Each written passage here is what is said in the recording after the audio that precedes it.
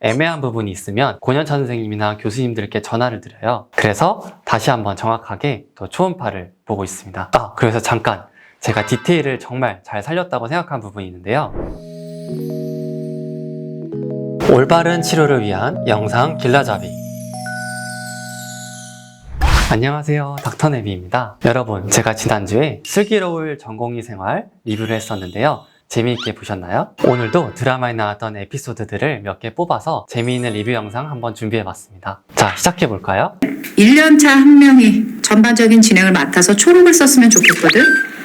네, 지금 서정미 교수님이 같이 논문을 쓸 전공의를 찾고 있죠. 이게 진짜 실제 병원에서도 김사비 선생님처럼 스스로 먼저 논문을 많이 쓰고 싶어 하시는 선생님들도 있어요. 그런데 저도 논문을 써봤지만 이게 사실 병원 일도 바쁜데 논문을 같이 쓴다는 게 정말 쉬운 일이 아니거든요. 그럼에도 어떤 특정 과들은 수료 조건에 논문이 필수로 들어있는 경우도 많아서 의무적으로 논문을 몇 편 이상 써야 되는 경우도 있습니다. 올해 이탈리아에서 열리는 세계 산부인과 초음파 학회에 낼 거라 해외 학회 기회도 있을 거야.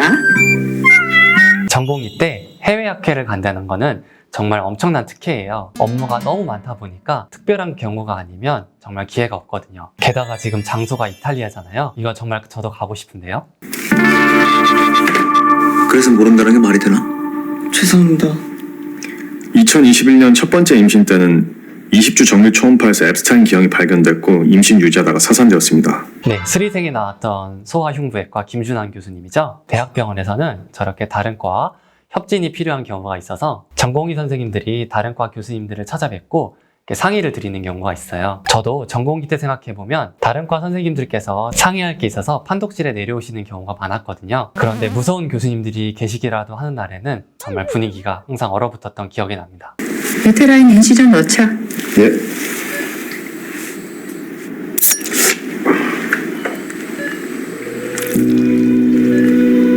저렇게 메스를 건네면 안 되죠. 이게 손을 다쳐서 아픈 것도 문제지만 혹시라도 의료진 피가 수술 필드에 떨어져서 감염이 되면 그건 정말 대형 사고거든요. 저도 전공의 때 인터벤션 시술을 하다가 손이 니들에 찔린 적이 있어요. 그런데 이게 아프다는 생각보다는 순간적으로 컨타를 막아야겠다는 생각에 바로 반사적으로 손부터 이렇게 뒤로 뺐던 기억이 납니다. 선생님, 저 헤어 항암.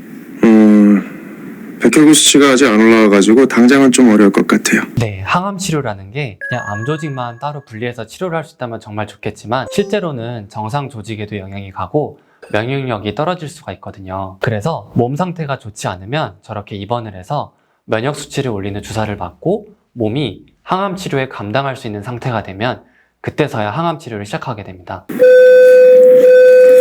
산부인과 코드블루, 산부인과 코드블루, 101병동 1018호 산부인과 코드블루.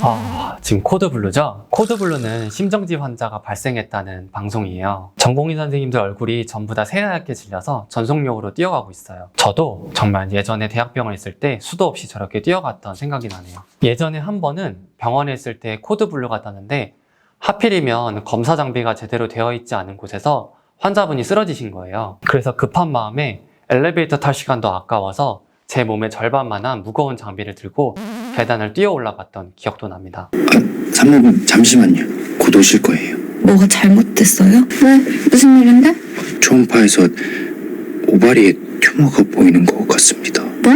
네, 엄지일 선생님이 지금 초음파를 보다가 애매한 부분이 있으니까 펠로우 명원원 선생님을 콜해서 같이 좀 초음파를 보고 있죠. 실제 병원에서도 이렇게 선생님들이 초음파를 보다가 애매한 부분이 있으면 고년차 선생님이나 교수님들께 전화를 드려요. 그래서 다시 한번 정확하게 또 초음파를 보고 있습니다. 그래서 잠깐 제가 디테일을 정말 잘 살렸다고 생각한 부분이 있는데요. 사실 깜깜한 초음파실에서 남자 의사 선생님이 여자 환자분의 초음파를 보는 게 좀 부담스러우실 수도 있잖아요. 그래서 이런 경우에는 검사실 안에서 여자 선생님이 같이 동반해서 진료를 하고 있습니다. 네, 이거 똥?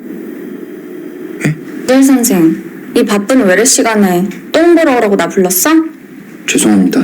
엄재일 선생님이 지금 별로 큰 문제도 아닌데 펠로 선생님을 호출했다고 엄청 깨지는 장면이죠. 물론 이게 너무 자주 호출하면 짜증이 날 수 있는 건 충분히 이해는 가는데 초음파를 처음부터 잘하는 사람이 어디 있겠어요. 저러면서 또 배워가는 거죠. 근데 밤에 응급산모 초음파 생김 계속 전화 드려요? 계속 참관하실 거예요?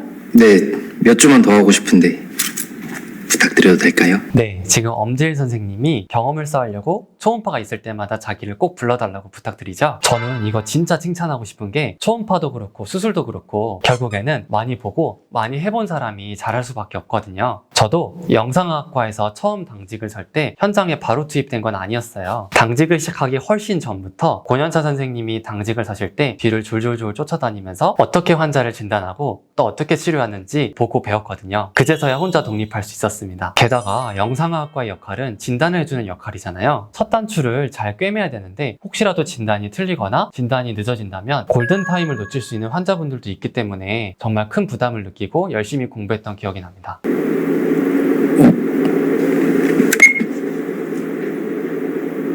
왜요? 뭐가 이상해요? 선생님, 네. 교수님 노트해주세요. 이거 발견하기 쉽지 않은데. 제이라, 이거 유테라인 럽처네. 야, 지금 노력이 결실을 맺었죠? 엄지일 선생님이 응급 환자를 제때 잘 진단해서 교수님께 노티 드리고 칭찬을 받았어요. 저도 솔직히 말씀드리면 사실 맨 처음 초음파 배울 때에는 내가 지금 보고 있는 곳이 어딘지도 모르겠고 헷갈려서 답답했는데 아까 말씀드렸던 대로 선배들 뒤도 졸졸 쫓아다니고 열심히 초음파를 보다 보니까 어느 순간 병이 하나둘씩 보이기 시작하더라고요. 이익수님이시죠? 네. 심전도 체크해볼게요. 이번에 왜 하는 거예요? 지금 증상은 전이 때문인 것 같은데 혹시 심장 문제일지도 모르니까 체크하라고 하셔서요. 암이라는 말씀이신가요? 학교 선생, 여기서 뭐예요? 이익수님? 네. 89세 이익수님? 인턴이 환자를 잘못 찾아온 것 같아요. 죄송합니다. 네, 반가운 얼굴이죠? 스리생에 나왔던 이익준 교수님 여동생 이익수님이에요. 지금 있어서를 안 될 사고가 났죠? 응급실에서 이름은 같은데 나이가 다른 환자분이 두 분이 오셨는데 하필 다른 환자분의 차트를 가져가서 병을 잘못 설명드린 거예요. 이건 진짜 의료사고니까 큰일 나죠. 환자 정보 확인을 꼼꼼히 하는 것은 정말 중요합니다. 그래서 좀 지겹다고 생각하실 수도 있는데 병원에 입원하시면 만나는 의료진마다 성함이 어떻게 되세요? 나이가 어떻게 되세요? 이렇게 물어보는 이유가 이런 사고를 방지하기 위해서입니다. 지진안전 위험인데 오라고 하고 그분은 생리통까지 심하다고 하시니까 그냥 진통제 주면 되는데 굳이 아니 언제는 빨리 콜 달라면서요.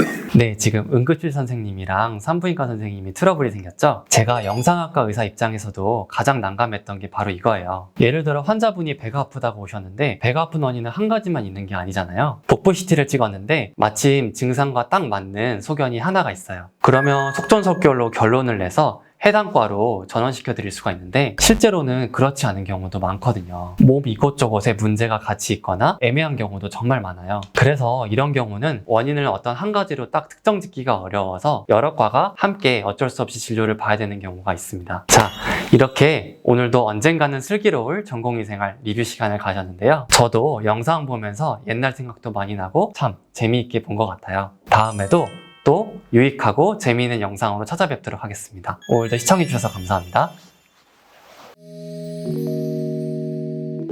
올바른 치료를 위한 영상 길라잡이.